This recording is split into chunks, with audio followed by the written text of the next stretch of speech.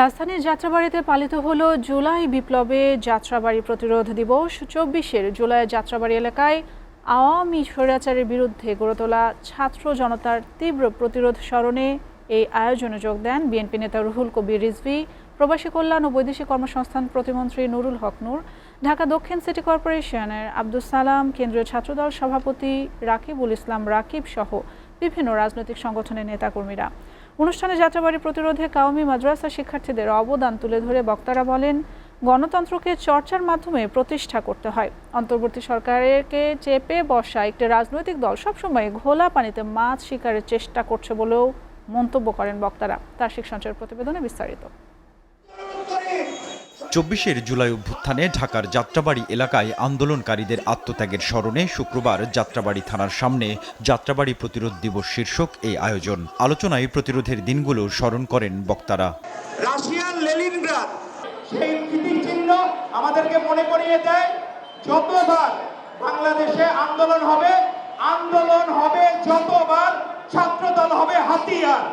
জুলাইয়ের সেই জুলাই সনদ যেটি সব দল মিলে সিগনেচার করেছে, তিনি তা অক্ষরে অক্ষরে বাস্তবায়ন করবেন বলে তিনি প্রতিজ্ঞাবদ্ধ। যাত্রাবাড়ি অঞ্চল সহ পুরো ঢাকার যারা বিরোধী দলের নেতাকর্মী রয়েছে তাদের অনেকে আমার জেল পার্টনার।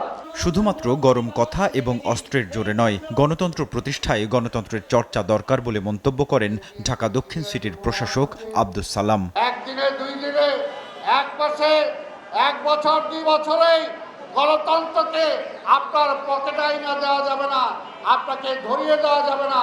গণতন্ত্রকে চর্চার মাধ্যমেই গণতন্ত্রকে প্রতিষ্ঠা করতে হবে। এইচএসসি পরীক্ষার্থীদের সাম্প্রতিক আন্দোলনকে অযৌক্তিক উল্লেখ করে প্রবাসী কল্যাণ প্রতিমন্ত্রী নুরুল হক নূর বলেন, জুলাইয়ের শেষ দিকে কিছু ছাত্রনেতা বিদেশি অপশক্তির নিয়ন্ত্রণে চলে গিয়েছিল। আমি একজন তরুণ, আমি আমার তরুণ ভাই বোনদেরকে সহানুভূতি ভালোবাসার জায়গা থেকেই বলছি, আমরাও তরুণ, কাজী তরুণদের প্রতি আমাদের বিশেষ ফিলিং আছে। কিন্তু এই যে একটা আন্দোলন হলো, এটার যৌক্তিকতা কি ভাই? মিলন ভাই তার ঘনিষ্ঠ কারো হয়তো ফোনে বলছে, তার বাচ্চাকে সে অভয় দেওয়ার জন্য ফোনে দিয়েছেন, তো বলেছে একটা কথা না হলে সংসদে সেটা তার জন্য ক্ষমা চেয়েছেন। একজন রানিং মিনিস্টার, আগেরও তিনি প্রতিমন্ত্রী ছিলেন, তারপরেও ফেব্রিকেট করে একটা আন্দোলনের রূপ দেওয়ার চেষ্টা করো। ইদানিং কেউ ইনিয়ে বিনিয়ে শেখ হাসিনার পক্ষে কথা বলার চেষ্টা শুরু করেছে মন্তব্য করে ক্ষমতাসীন বিএনপির জ্যেষ্ঠ নেতা রুহুল কবির রিজভী বলেন, ঘোলা পানিতে মাছ শিকার করা একটি রাজনৈতিক দল নিজেরাই এখন ঘোলা পানিতে পড়ে গেছে। আরেকটি রাজনৈতিক দল সম্পর্কে আমি বলতে চাচ্ছিলাম না, তাও বলি, কিন্তু ঘোলা পানিতে মাছ শিকার করতে গিয়ে ওনারা নিজেরাই ঘোলা পানির মধ্যে পড়ে যান, এটাই আমি বারবার। 17 জুলাইকে জাতীয় প্রতিরোধ দিবসের স্বীকৃতি দিতে আবেদন জানান অনুষ্ঠান আয়োজকেরা। একটু কাহিনী বললাম শুধু।